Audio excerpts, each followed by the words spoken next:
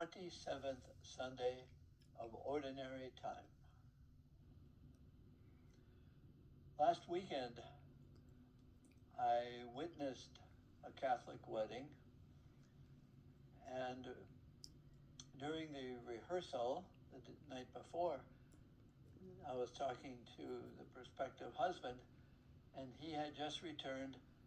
He is in the Army, and he is in the Rangers, and this week, the week before, he had performed his first parachute jump. And I asked him to describe it.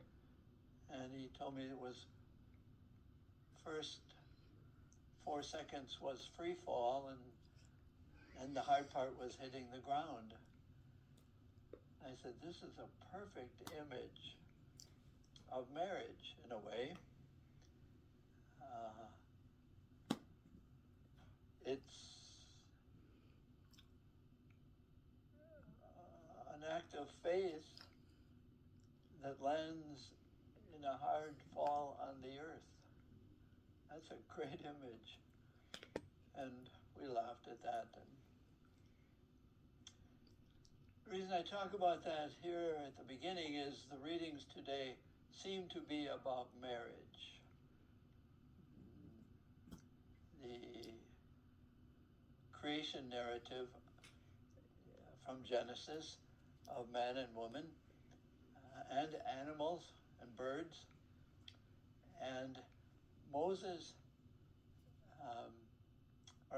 Genesis has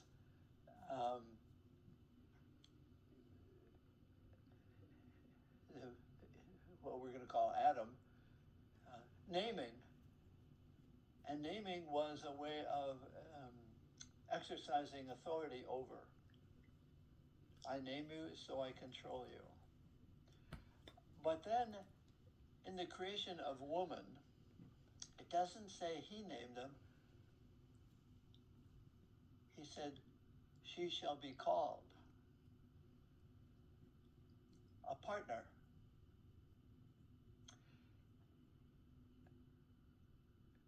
Here's the bottom line here. You could end the homily here. God will never give us anything or anyone who will totally complete us. And people have said that out of Adam, this Eve, this woman came, and that Adam has been looking for that part, was looking for himself. That maybe marriage is a way of looking for what was taken. And we know that's not true. I'll leave that for a while. The gospel continues that the Pharisees are not too interested in marriage, what Moses said about divorce, but trying to test Jesus whether he is a person of the law or not. But then Jesus tells them what Moses did and why he did it.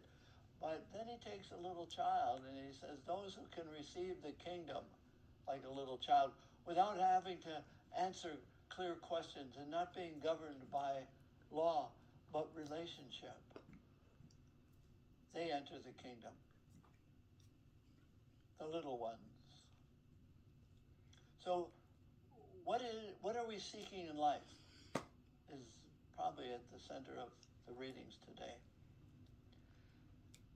I think, could we possibly, this is a little crazy, but could we, by being human, be created to experience the disappointments of seeking perfection or the disappointment of seeking completion?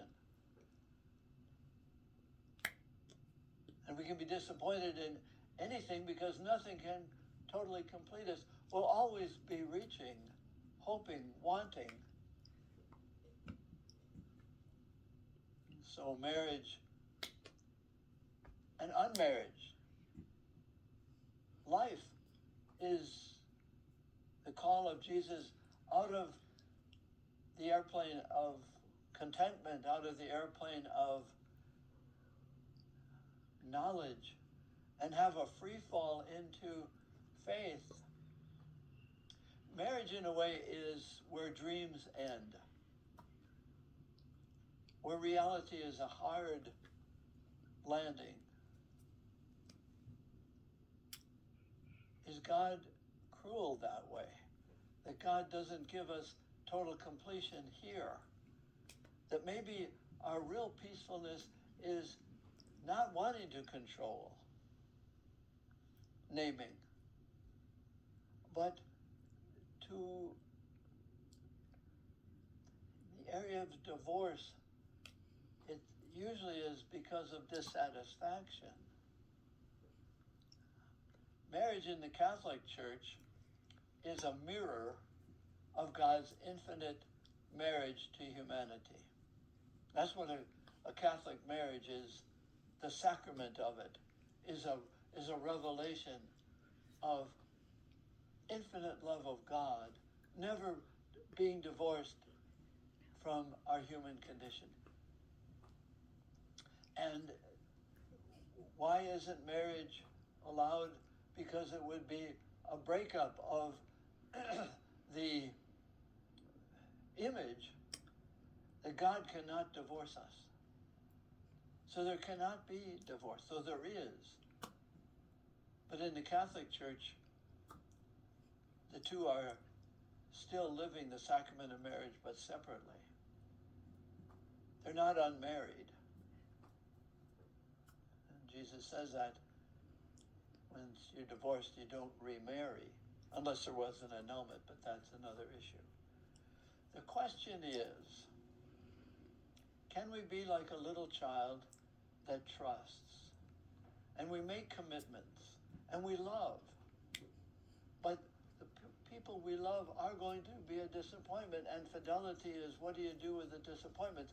How can you receive God's infinite married love to each of us, sacramentalized in holy matrimony? But it's destined. It's going to be a partner, but not a completer. And so in the Catholic Church, married people say, by how I live, the dream that I can be God for you is broken. The dream that I would like to be is broken, but I will lead you to understanding your createdness. I will help God continue to create you, the wife says to the husband, and the husband says, I will assist God in continuing your creation, but I won't be your complete creator. I am an assistant. The Pharisees wanted answers. They didn't want to get out of the plane. They didn't want to jump into the free fall of faith. But Jesus is calling his apostles and his followers that nothing can complete you.